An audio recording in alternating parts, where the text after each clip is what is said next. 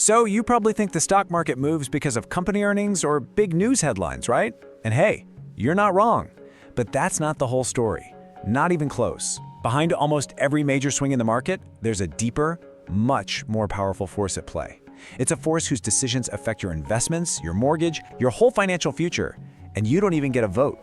Today we're going to pull back that curtain. So let's just ask it straight up. What is this force? What power gets to decide if money is cheap or expensive, if investors are feeling brave or running for the hills, and ultimately, if the market is going to soar or sink? Okay, let's get into it. This invisible force, it operates pretty quietly, but believe me, its influence is everywhere. It's what shapes the interest rate on your car loan, the return you get on your savings, and the entire climate your investments have to survive and hopefully grow in. Its power is just immense, and that force, it has a name. That's right, the Federal Reserve, or as you've probably heard it called a million times, the Fed. It is the central bank of the United States, and honestly, understanding how it works is the real key to understanding the entire financial world buzzing around you. So what exactly is the Fed? And how in the world does it have so much power? Come on, let's step inside what you can basically think of as the financial control room for the entire American economy. So at its heart, the Federal Reserve was created way back in 1913 to be a stabilizing force. Its main job is to manage the country's money supply and stop the kind of crazy financial panics and bank collapses that used to happen all the time. And this quote, it just nails it.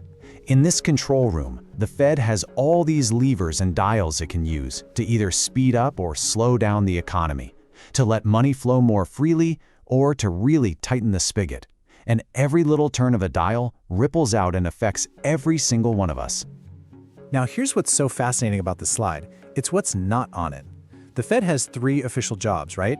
Keep prices from going crazy, make sure as many people as possible have jobs, and keep the whole financial system from, falling apart.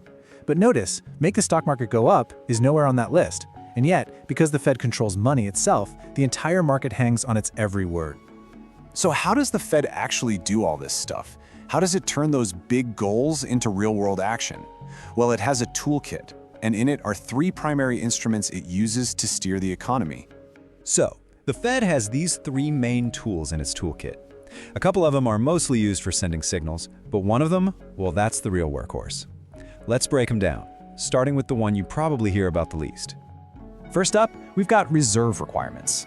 This is just the amount of cash banks have to keep in the vault and are not allowed to lend out. So if the Fed lowers this rule, banks can suddenly lend out way more money, which juices the money supply.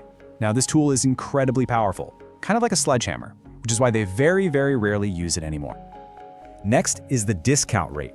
This is the interest rate the Fed charges banks if they need to borrow money overnight. But its real power isn't about the loans themselves, it's a signal. When the Fed lowers this rate, it's basically shouting, "Hey everyone, we want you to spend." When they raise it, the message is the exact opposite. And you better believe the markets listen to those signals. And that brings us to the Fed's #1 most used, most important tool, open market operations. This is the day-to-day workhorse of their policy. It sounds complicated, but the idea is actually super simple. The Fed either pumps money into the financial system or pulls it out, just by buying or selling government bonds. And this slide shows you exactly how that works. It's really simple. On the left, when the Fed buys bonds from banks, it's basically creating new money out of thin air and injecting it into the economy. That increases the money supply. On the right, when the Fed sells bonds to the banks use their cash to buy them, which pulls money out of the system. It's literally a gas pedal and a brake for the entire economy. Okay, so the Fed is in there pushing these buttons in its control room. What happens next? Let's trace the huge ripple effect these actions have across the entire economy and, most importantly for us, the stock market. So here's the bottom line. The Fed's actions change the price of money itself.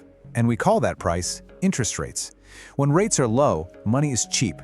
It's a fantastic time for businesses to borrow and expand, for people to buy houses and cars. This heats everything up. But when rates are high, borrowing gets expensive. That puts the brakes on spending and cools everything down. The Fed is basically the economy's thermostat. And those changes in the financial temperature, they show up almost instantly on trading screens all over the world. The moment the Fed makes a move, or even just hints that it's thinking about a move, the stock market reacts. Those abstract decisions become very real green and red numbers on a screen. But why? I mean, how does an interest rate actually change a stock's price? This is the secret key to the whole thing. A stock's value today is really just a guess about all the profits it's going to make in the future. When interest rates are low, those future profits are considered more valuable right now. That pushes the stock price higher. When rates are high, the opposite happens, and stock prices tend to fall. It's that simple. And this affects different kinds of investments in different ways. As we just talked about, rising rates are generally bad news for growth stocks and for bonds. But check out banks. They can actually do well when rates are higher because they get to charge more for all the loans they make. Understanding this little table helps explain why some parts of the market are winning while others are losing. Okay, this is all really fascinating stuff, but let's bring it all home. We've seen how the Fed moves the markets, but how do its decisions actually show up in your life? Well, the Fed's actions directly influence the interest rates you pay and receive every single day. The rate on a new mortgage, the APR on your credit card, even that tiny little percentage your savings account is earning. Yeah, all of that traces directly back to the decisions made by the Fed. And that, of course, has a huge impact on your budget and how you plan for the future. So what are you supposed to do with all this knowledge? This quote from our source material just says it perfectly. The key isn't to frantically buy or sell every single time the Fed chair sneezes. The real power comes from understanding the financial environment that the Fed is creating for all of us. And honestly, this is the best way to think about it. The Fed sets the financial weather. Sometimes it's sunny, with low rates and easy money. Other times it's stormy, with rising rates and tighter credit. A truly smart investor doesn't try to control the weather. They just learn how to read the forecast and prepare for what's coming.